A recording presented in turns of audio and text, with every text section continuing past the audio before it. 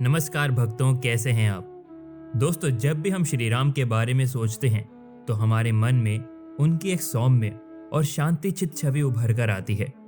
श्री राम हिंदू धर्म के सर्वाधिक संयमी और शांत चरित्रों में से एक हैं। इसी कारण हम में से कई ये समझते हैं कि श्री राम को कभी क्रोध ही नहीं आया होगा, किंतु ये सत्य नहीं है। रामायण में ऐसे कई अवसर हैं जब श्री राम को भी अत्यंत क्रोध आया था।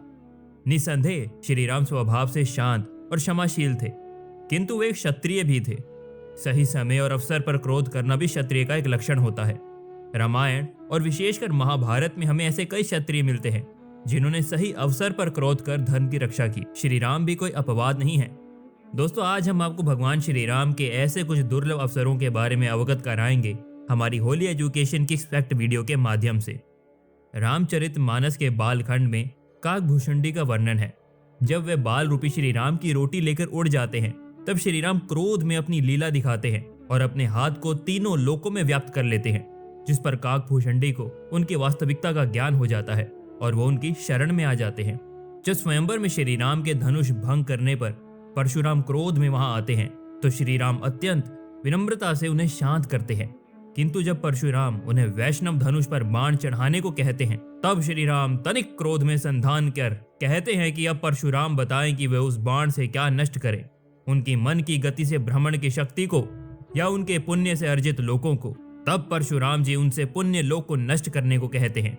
जब श्री राम ताड़का का वध करने से हिचकिचा रहे थे, तब विश्वामित्र उन्हें कहते हैं कि वे ताड़का को स्त्री समझकर दया का पात्र ना समझे, क्योंकि वो एक राक्षसी है।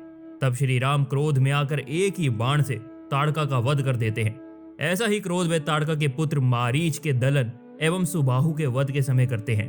अहिल्या के उद्धार के समय भी श्री राम का इंद्र पर क्रोध करना का वर्णन भी है। जब शूर्पणखा माता सीता के साथ दुर्व्यवहार कर रही थी, तब श्री राम के क्रोधित होकर आज्ञा देने पर लक्ष्मण ने उसे दंड दिया था। जब खरदूषण उन पर आक्रमण करते हैं, तब श्री राम अत्यंत क्रोध में आकर अकेले ही केवल एक प्रहार में खरदूषण सहित उनके 24,000 योद्धाओं का वध कर देते हैं। जब इंद्र पुत्र जयंत माता सीता का निरादर कर भागता है, तब श्री राम अत्यंत क्रोधित हो उस पर ब्रह्मास्त्र चलाते हैं। बाद में जयंत और इंद्र का क्षमा मांगने पर वे केवल जयंत का बायां नेत्र भंग कर उसे जाने देते हैं। जब सुग्रीव उन्हें स्वयं पर हुए अपमान के विषय में बताते हैं, तब श्री राम अत्यंत क्रोधित होकर कहते हैं कि पुत्री समान अपने छोटे भाई की पत्नी को बलात् हस्तगत करने के कारण बाली निश्चय ही मरण योग्य है। बाली पर प्रहार के पश्चात जब वो श्री राम का कटाक्ष करता है कि उन्होंने उसे छल से मारा, तब भी श्री राम क्रोध में उससे यही बात कहते हैं।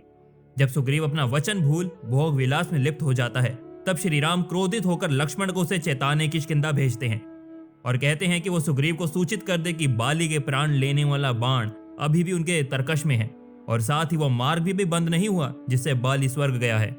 समुद्र को लांघने के प्रयास में श्री राम 2 दिनों तक समुद्र देव से प्रार्थना करते रहे, किंतु जब वो मार्ग नहीं देते हैं, तब वो अत्यंत क्रोधित होकर समुद्र को सुखा देने हेतु बाण का संधान करते हैं। तब लक्ष्मण उन्हें समझा बुझाकर शांत करते हैं और फिर समुद्र देव क्षमा मांगकर उन्हें सेतु बनाने का सुझाव देते हैं। वाल्मीकि रामायण में ऐसा वर्णन है कि जब रावण अपने प्रचंड पराक्रम से वानरों का नाश करता है, तब श्री राम क्रोधित होकर कहते हैं कि यही उचित होता कि इसका वध मैंने प्रथम दिन ही कर दिया होता। इससे पहले श्री राम ने एक बार रावण को युद्ध में परास्त कर जीवित छोड़ दिया था। जब महर्षि दुर्वासा श्री राम के पास भोजन करने आते हैं, तब वे इंद्र से कल्प वृक्ष की मांग करते हैं, किंतु जब इंद्र को विलंब होता है, तब वो क्रोधित होकर अपने बाण द्वारा एक संदेश इंद्र को भेजते हैं। तब भयभीत होकर इंद्र तत्काल कल्प वृक्ष को श्री राम के पास भेज देते हैं। ये कुछ उदाहरण हैं जहां श्री राम को क्रोध आया, किंतु इनमें से भी 2 अवसर ऐसे भी थे जहां श्री राम को अत्यधिक क्रोध आया।